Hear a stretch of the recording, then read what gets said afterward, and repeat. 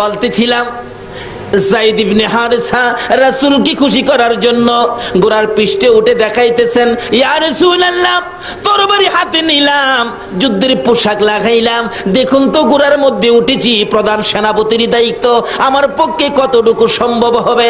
আমার রাসূল মুস্কি হাসি দিয়া বলেন, রে যায়েদ দেখলাম রে বড় সুন্দর লাগে রে, এই যুদ্ধের ময়দান থেকে তো তুই আর ফিরে আসবি না, তুমি যে শেষ দেখা আমাকে দিয়ে গেলে, আমার কাছ থেকে তুই শেষ বিদায় জন্য নিয়ে গেলে, যাও যাও যায়েদ ইবনে হারেসা যাও, তোমাকে বিদায় দিলাম।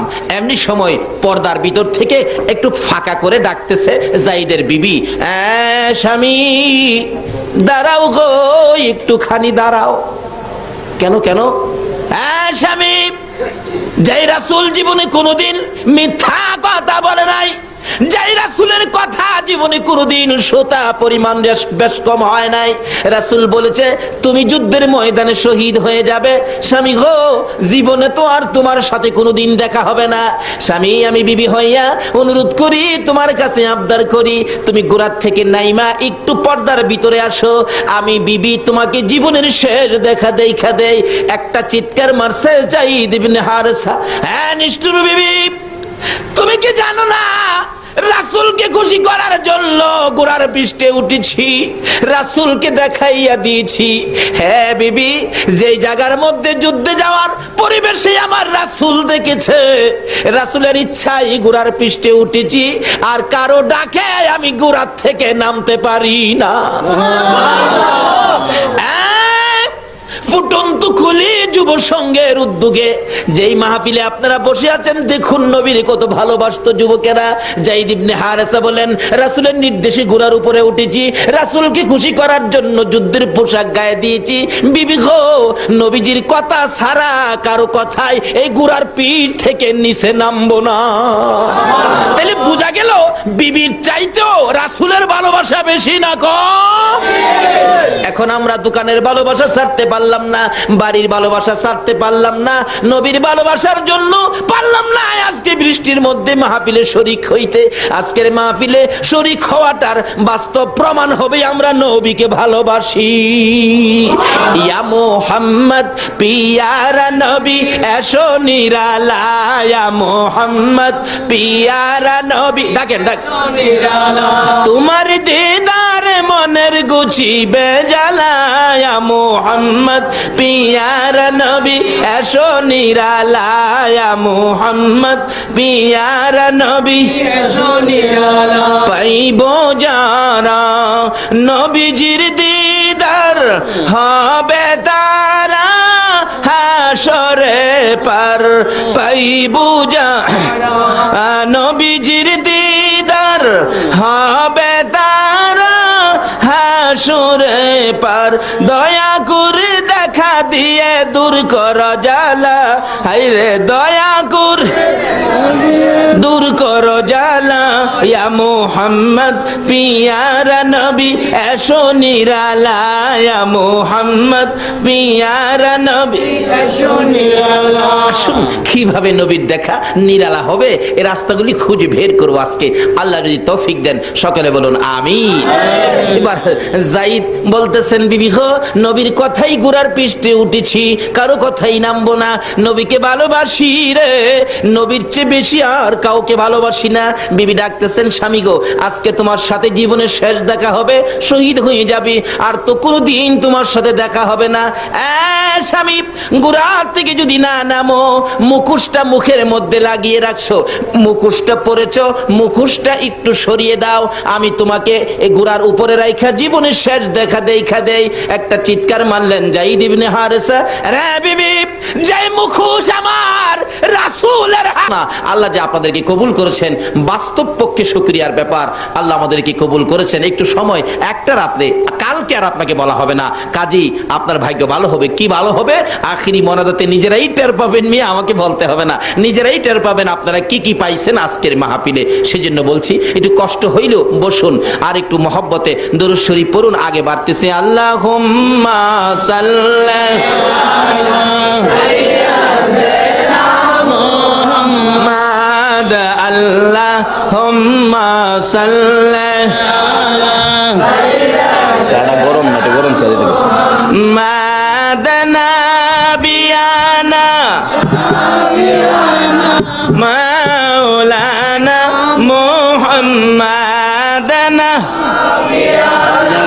ফুরন্ত গোলাপ।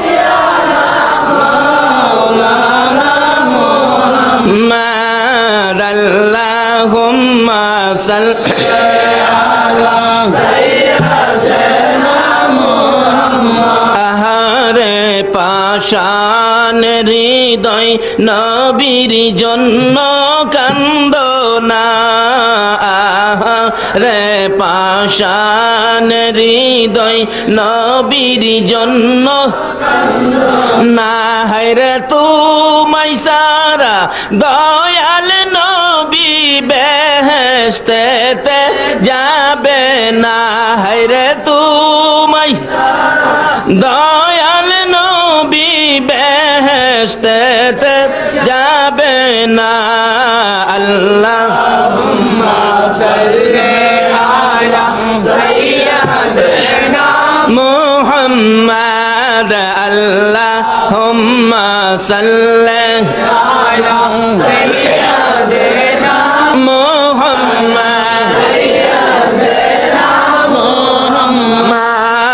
আল্লাহুম্মা সাল্লি আলা চাটা গরম না, একটু গরম চা দিতে হবে। মাদনা বিয়ানা মাওলানা মুহাম্মাদানা। জায়গাটার নাম হলো ফুরন্ত গোলাপ।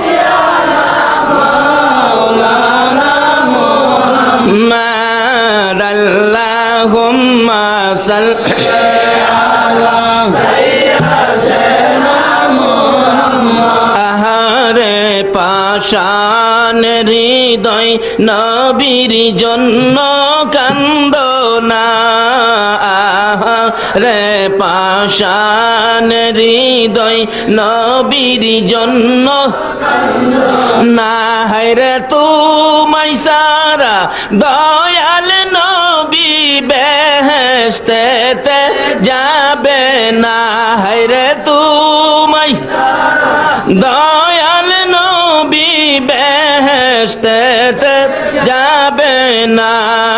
আল্লাহুম্মা সাল্লি আলা সাইয়্যিদিনা মুহাম্মদ। আল্লাহুম্মা সাল্লি আলা সাইয়্যিদিনা মুহাম্মদ। নাবিয়ানা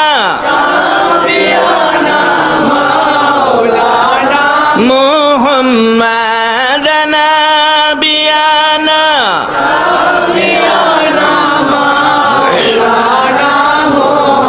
বালাগাল উলা বিকামালিহি কাশাফাদ দুজা বিজামালিহি আসনাত জামিউ খিসালিহি সাল্লাল্লাহু আলাইহি। বলতেছিলাম নবীকে খুশি করার জন্য যাই তৈরি হয়ে যায়, দুনিয়ার কারো কথা মানতে রাজি না, নবীর কথাই মানবো। কেন? নবীকে বিবি পাশে দাঁড়াইয়া বলেন, স্বামী গো, অন্যদিন কোথাও গেলে বাচ্চাদের মাথায় হাত বোলান, বাচ্চার দুই গালে চুমা দেন, বাচ্চাদেরকে আদর করে জিজ্ঞেস করেন কি আনবো, কি খাইবা, কি তোমাদের দরকার। আজকে কেন বাচ্চাদের দিকে তাকান না, বাচ্চার মাথায় হাত বোলান না, বাচ্চাদের দুই গালে চুমো দেন না?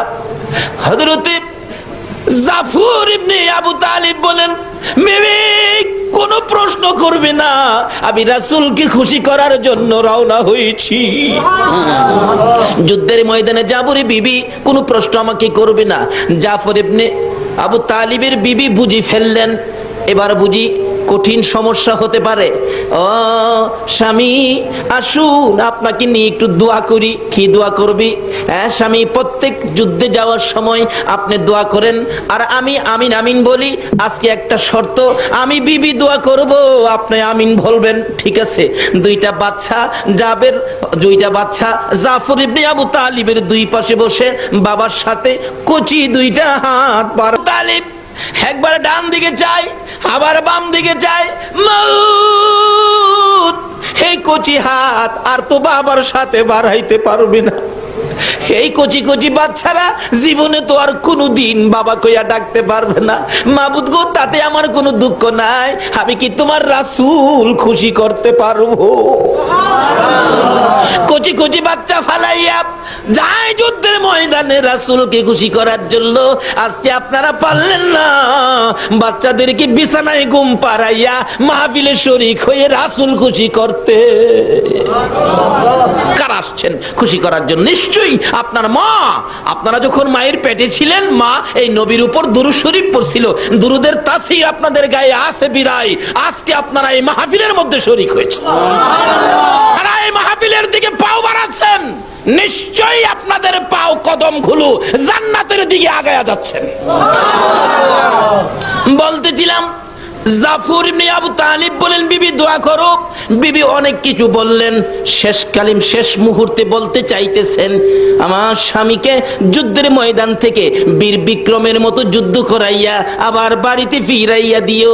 এই কথাটা বলার আগে হযরতে জাফর ইবনে আবু তালিব বিবির হাতে তরবারি দিয়ে আঘাত করে বলেছেন, বিবি রে, এই দোয়া করিস না।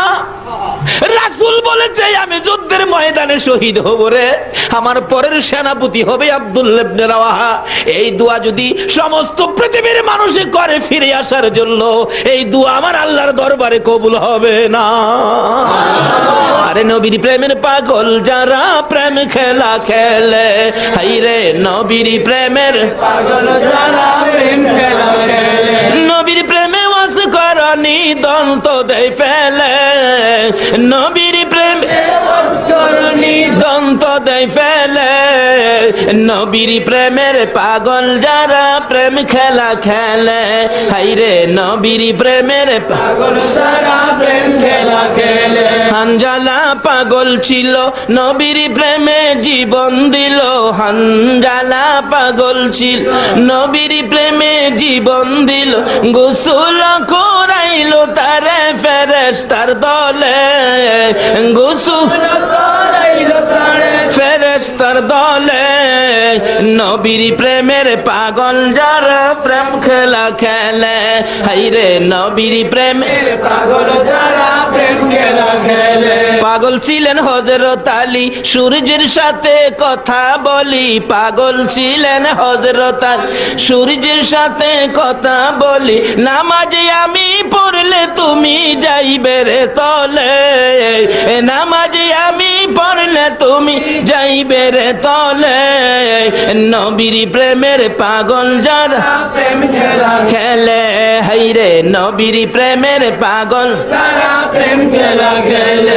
বলতেছিলাম নবীর প্রেমে পাগল হইয়া জাফর ইবনে আবু তালিব বিবির হাতের মধ্যে তরবারি দিয়ে আঘাত করে হাত নামাইয়া দিয়া তরবারিটা লইয়া একটা দূর মারছে, যুদ্ধের ময়দানে যাবে। পিছন দিয়া বিবি ডাকে, স্বামী গো একবার পিছে ফিরে চাও না, তোমার জীবনের শেষ দেখা। আমার নবী কান্দে, আজরাইল তুমি তো বলতেছো হাতটা হালকা করে রাখছো, আমি দেখি রে আজরাইল এত কষ্ট এত ব্যথা পাইতেছি, মন কয় আমার বুকের উপর যেন 7টা আকাশ 7টা জমিন পুরাটাই বুকের উপর চাপাইয়া দিছো। আরে আজরাইল 7 আসমান 7 জমিন যদি বুকের উপর চাপাইয়া দেওয়া হয়, মনে হয় এত কষ্ট আমি পাইতাম না। আজরাইল রে, আমারে কষ্ট দাও নাই, তুমি বলেছো এত কষ্ট আমি পাইতেছি।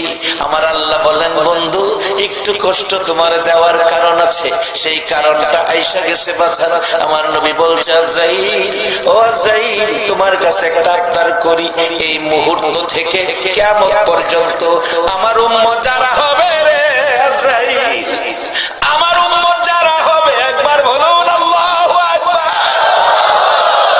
আমার উম্মত যারা হবে রে আজরাইল, এই মুহূর্ত থেকে কিয়ামত পর্যন্ত আমার উম্মতের রূহ বের করতে যা কষ্ট তুমি দিবা, একটা আবদার করি, সকল উম্মতের রূহ বের করার কষ্ট ব্যথা দুঃখ সব আমি মুহাম্মদের বুকে চাপাইয়া দাও।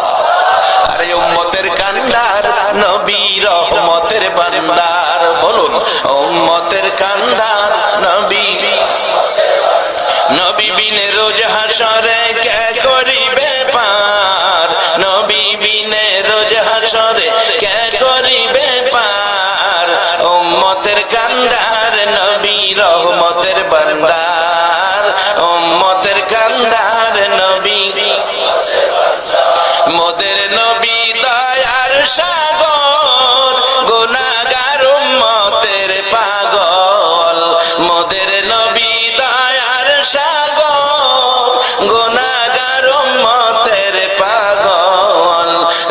হাসরে সেজদায় পড়ে কাঁদবে যারে যার, রোজ হাসরে সেজদায় পড়ে কাঁদবে যারে যার।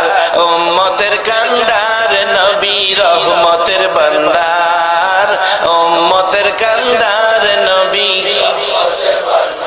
যাইয়া দেখো মদিনাতে কান্দে নবী দিনে রাইতে, যাইয়া দেখো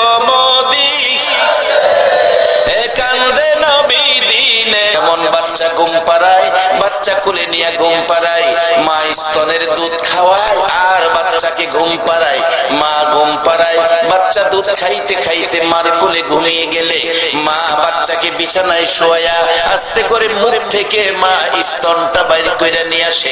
বাচ্চাটা ঘুমাইয়া গেলে মা আস্তে করে স্তন মার বাচ্চার মুখ থেকে বের করে নিয়ে আসে। হুজুর, বাচ্চা যেমন ঘুমিয়ে গেলে মা স্তন মুখ থেকে বের করে নিয়ে আসে, বাচ্চা খবর পাই না গো নবী। এর চেয়ে আরো সুন্দর করে আপনার উম্মতেরা ঘুমিয়ে যাবে, আমি আজরাইল রূহু আরো আস্তে করে বের করে নিয়ে আসবো। সেই নবী চিনা, নবী মানা, নবীর উম্মত হওয়া, নবীর পক্ষে থাকা, বলুন আমাদের দরকার আছে কিনা? বাবারা, তাহলে কি লাভ হবে? আসুন সামনে মহব্বতে আরো দুরূদ মদিনায় পাঠান। আল্লাহুম্মা সাল্লি সাইয়্যিদানা মুহাম্মাদ, আল্লাহুম্মা সাল্লি মাওলানা বালাগাল উলা বিকামালিহি কাশাফাত দুজা বিজামালিহি হাসনাত জামিউ খিসালিহি সাল্লু। শামাউন বলেন, এরে হাসান বসরি, আমার এতদিনে এই পরামর্শটা দিলি, আমি আমানো হব, আখিরি নবীর উম্মত হব, আমি কালিমা পড়ব। তবে শর্ত হলো আমার নবীর হাদিস শর্ত পেয়েছি, মান ক্বালা লা ইলাহা ইল্লাল্লাহু ফাদাখালাল জান্নাহ। হাসান বসরি রে, তুমি একটা লিখিত দাও, তুমি একটা লিখিত দাও, তুমি যে আমারে কালিমা পড়াইছো, আখিরি নবীর উম্মত বানাইছো, আমানো বানাইছো। আল্লাহ ওয়ালারা, আল্লাহর ওলিরা কি করে? আমানো বানাইছো, তুমি একটা লিখিত দাও, আমি কবরে যাইয়া প্রশ্নের সম্মুখীন হলে লেখাটা দেখাবো। আর কিছু আনতে পারি নাই, এই যে দেখো শামাউন আমানু হয়ে আসছে। হাসান বসরি রহমাতুল্লাহ আলাইহি কালিমা পড়াইয়া আমাকে আখিরি নবীর উম্মত বানাইছে। হাসান বসরি শুধু লেখাটাই নয়, আমার মৃত্যু হয়ে গেলে কালিমা পড়ার পর তুমি আমার নিজের হাতে গোসলটা দিও। বাবারা গোসল দিবে, বড়ি পাতার গরম পানি, সাদা কাপড় পরাবে প্রত্যেকের। এই বাবা, আমি সহ আমি নিজে এখন থেকে নিজের প্রস্তুতি করতেছি। একটা ছেলের মাদ্রাসায় দিছি, ছেলেটা আলেম হবে, ক্লাস 9 এ পড়তেছে, এই বছর 10 এ উঠে গেছে, আলেম হবে। আমি বলেছি বাবা, জানাজার নামাজের নিয়ত ভালো করে শিখো, তোমারে মাদ্রাসায় পড়াইছি তোমার রোজগার খাওয়ার জন্য নয় গো বাবা। আমার যেদিন মৃত্যু হবে, সাদা কাফনের প্যাকেট হব, যেদিন আমার জানাজার সামনে শুয়াইয়া তোমার বড় ভাই, আমার বড় ছেলে চোখের পানি ছেড়ে ছেড়ে বলবে, আমার বাবারে মাফ করে দিও। সেদিন তুমি আমার ছেলে আলেম হইয়া তুমি আমার জানাজাটা পড়বে, এটাই জীবনের শেষ আশা। বাবারা, মুর্দারকে গোসল দিয়ে কাফন পরাইয়া মাথার বানটা খুইলা রাখে লোকেরা দেখার জন্য। এমন সময় মাথার বান যখন আবার দিয়ে ফেলে মুর্দার কাঁদতে থাকে, ও আমার বন্ধুরা, আমার এতিম বাচ্চাটা কাঁদতেছে, তোমরা আমার বানটা খুইলা দাও, আমি আমার বাচ্চাটারে আরেকটা বার দেখা যায়। বলুন, এই সময় আমাদের প্রত্যেকের সামনে আসতেছে কিনা? বাবার, আমার নবী বলেছে, নবী পরামর্শ দিয়েছে, কাফা বিল মাউতি ওয়াইদান, আর ওয়াজ লাগে না, একটা ওয়াজ যথেষ্ট। মৃত্যুর কথাটাকে যখন স্মরণ রাখবে, মৃত্যুর কথাটা স্মরণ থাকলে একটা অজেই যথেষ্ট হয়। বাজান আমার লাগানো গাছ থাকবে, আমার বান্দা বিল্ডিং থাকবে, আমার কষ্টের রোজগারের টাকা ব্যাংকে পড়ে থাকবে, আমার শুধু সাদা কাফনটা দিয়া কবরও পাঠাবে।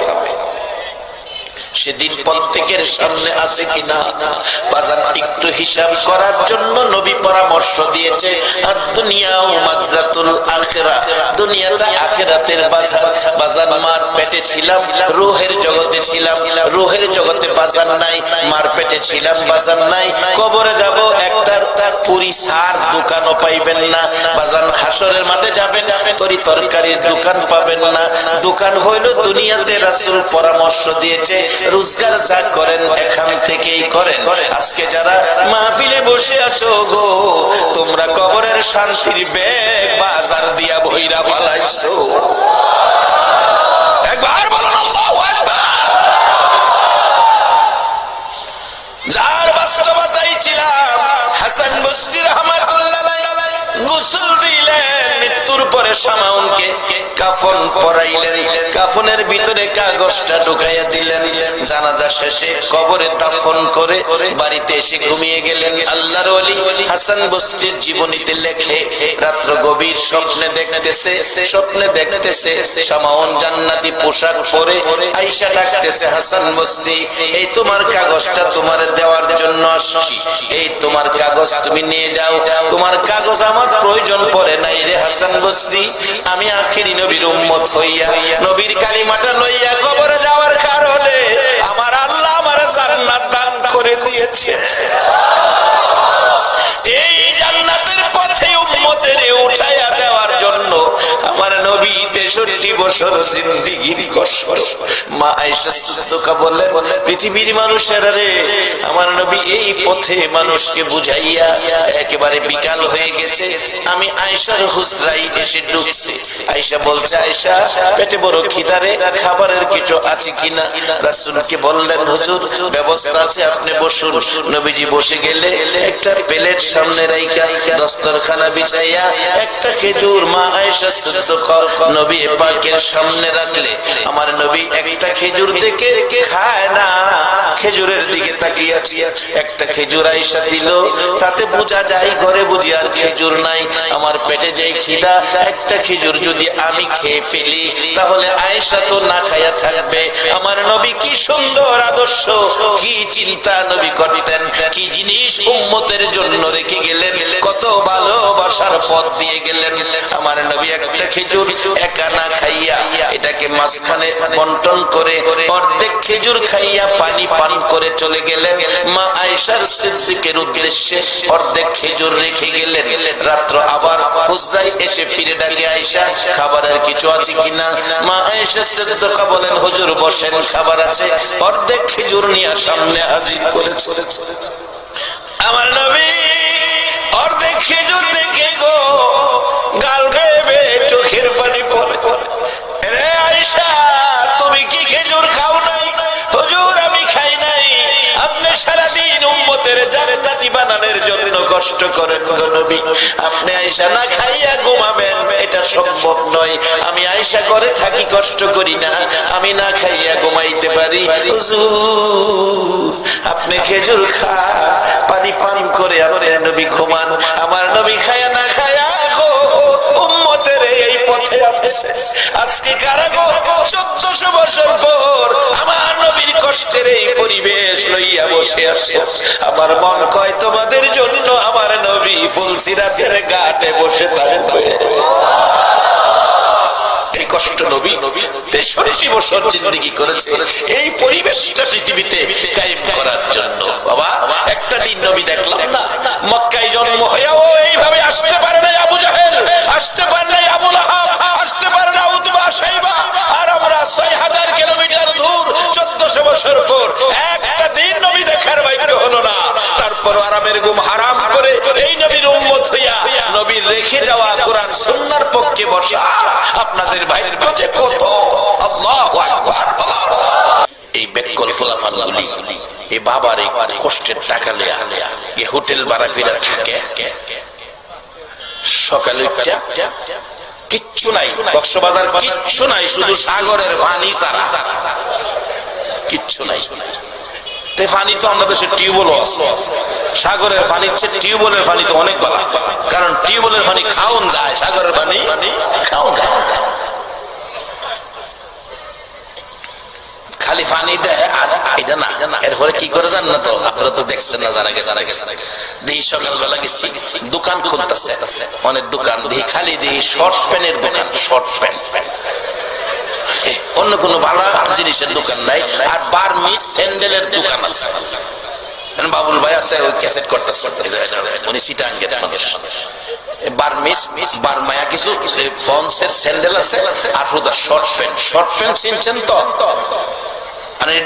এটা ব্যাঙ্গে বোঝান লাগবো, ব্যাঙ্গে বোঝাই গুমটাও ব্যাঙ্গে। এক বেচারা ফাইজমা বানাইছে, নামাজি মানুষ, ফাইজমা তো যে বানাইছে গড়ার নিচে গেছে, গড়ার নিচে ফাইজমা বিন্দা তো নামাজ হবে না। সকালবেলা স্ত্রী কইছে, কই গো ফুলার মা, ফাইজমাটা বড় হয়ে গেছে, এটা আদাত কাইটটা কমাই আসবে, এটা বালা করে সিলাই একটু, নামাজের জন্য এটা সুবিধা না। জোহরের সময় নামাজ পড়তেছে, ফুলার মার খেল নাই, এটা আর করে নাই। ফাইজমা বইরা দেখে আগের জায়গাতে। পরে মেয়েরে কইতেছে, মা তোমার মারে কইলাম কথাটা শুনলো না, তুমি এটা আদাত কমাই আনলে সিলিদা দিও। মেয়ে কো আব্বা আমি সিলিদা দিব। আসরের সময় পড়তেছে, আয় দেখে আগের জায়গাতে। কি গো মায়া? আব্বা আমার মন নাই। ফুলার বউ রে কইছে, বউ দুইজনে কইলাম শুনলো না, তুমি তো ফুলার বউ, আমার কথাটা শুনলো, এটা আদাত কমাই সিলিদা দিও। মাগরিব পড়তে হয়েছে, আয় দেখে আগের জায়গাতে। কি গো? আব্বা আমার মন নাই। ছোট বোন আছেন, একটা বোনের কইছে, বোন গো হেরা তো করলো না, তুই তো আমার বোন, ভাইয়ের দরদটা তোর কাছে আছে। তো ভাই কি করতাম? কয়টার আদাত কমাইস। আচ্ছা গেছে এসার পড়তে হয়েছে, আগে কিরে কব ভাই আমার নাই। পরে তারা মনটা কষ্ট, সার জন্য পেলাম, কাজটা করলো না। পরের দিন সকালবেলা ঘুম তুইটা কেউ উঠছে না ঘুমতে, বাড়ির নিকো স্বামীর মনে কষ্ট দিচ্ছি, স্বামীর মনে কষ্ট দিলে এটা আল্লাহ মানতো না, কাজটা খারাপ করছি। তাড়াতাড়ি কেউ ঘুমতে না উঠবার আগে এটা আদাত কেটে সিলি দিয়ে ধুয়ে রাখছে। মেয়ে ঘুমের থেকে উঠতে কয়, আব্বার মনে কষ্ট দিছি, মা বাবার মনে কষ্ট দেওয়া বড় ব্যথা। মেয়ে ওইটা আদাত তিলিতে ধুয়ে দিচ্ছে। ফুলার বউ নাস্তা টাস্তা রান্না করছে, রান্না করে কয় অনেক কাম কাজ নাই, শ্বশুরে কইছিন ফাইজমাটা কমাইতাম, এইটা না কমাইলে কাম না। ফুলার বউ আদাত কাটতে এটা রেখে দিয়েছে। নাস্তা টাস্তা খাইয়া যার যার কামে গেছে গা। বোন কই, ভাই যে কইলো কালকে কথাটা শুনলাম না, এমন অন্যায় মানুষে করে বড় ভাইয়ের সাথে। বনো গিয়ে এটার আদাত কেটটা এটা ধুয়ে দিছে। বড় ভাই জোহরে নামাজও যাইবো, আইসে নামাজও যাইবো, ফাইজমা ফিনবো, আয়া ফাইজমা ফিনদাতে এইটা হাফ প্যান্ট হয়ে গেছে, বাজারে দুই শর্ট প্যান্ট। আমরা ছোটবেলা শুনছি হাফ প্যান্ট, আমরা ছোটবেলা শুনছি হাফ প্যান্ট, আর ওখানে হয়েছে এটা শর্ট প্যান্ট। গিয়া দেখি কক্সবাজার কয়েকটা শর্ট প্যান্টের দোকান, এবং নতুন না বাসান, সব পুরান। আমি জিগাইলাম দোকানদার রে, বাজান এইগুলি কি বিক্রি হবে এখানে? এগুলি কেউ নিবে? এই পুরান শর্ট প্যান্ট রে বসে রয়েছেন। হুজুর এখানে কিছু পাগল আছে, আপনারা না, আপনারা জান গা। আমি বললাম এটা কোন পাগল রে, এটা কিনে আমার দেখুন লাগবো। আমি কিনা আজ দেখা যাবো, কত একটু খার হইন, কিনে না হুজুর, এটা 20 টাকা ঘন্টা ভাড়া দেই। কেমন ব্যাককল চিন্তা করেন, 20 টাকা ঘন্টা শর্ট প্যান্ট ভাড়া লইয়া। লক্ষ লক্ষ মানুষ খানায় কাবার চারিপাশে ঘুরে প্রশ্ন করলেন, ও মানুষ এইখানে তোমরা ঘুরো কেন, ব্যাপার কি? লোকজন জবাব দেন, ফাতেমা গো আমরা হলাম খানায় কাবার পাগল। ফাতেমা জিগায়, ও খানায় কাবা, এই মানুষ হলো তোর জন্য পাগল, তুই খানায় কাবা কার পাগল? খানায় কাবা বলেন, ফাতেমা রে আমি খানায় কাবা হলো আমি আল্লাহর পাগল। ফাতেমা বলেন, প্রভু মানুষ খানায় কাবার পাগল, খানায় কাবা তোমার পাগল। ও আমার আল্লাহ, আমি ফাতেমা জানতে চাই তুমি আল্লাহ কার পাগল? আমার আল্লাহ বলেন, ফাতেমা রে, আমি হইলাম আমার বন্ধু মুহাম্মাদুর রাসূলুল্লাহর পাগল। একটা দৌড় মেরে ঘরের ভিতরে ঢুকলেন। বাবা গো, এখানে কাবার পাশে মজার ঘটনা দেখলাম। কি ঘটনা রে ফাতেমা? বাবা গো, এই মানুষগুলো খানায় কাবার পাগল, খানায় কাবা নাকি আমার আল্লাহর পাগল। বাবা, আমার আল্লাহকে জিজ্ঞেস করলে আমার আল্লাহ জবাব দেয়, আল্লাহ বলে তুমি মুহাম্মাদুর রাসূলুল্লাহর পাগল, তুমি নবীর পাগল। বাবা গো, আমি ফাতেমা জানতে চাই তুমি নবী কার পাগল? আমার নবী দুইটা চোখের পানি জর্জর করে ছেড়ে দেয়। ফাতেমা রে, আমি নবী আমার উম্মতের পাগল।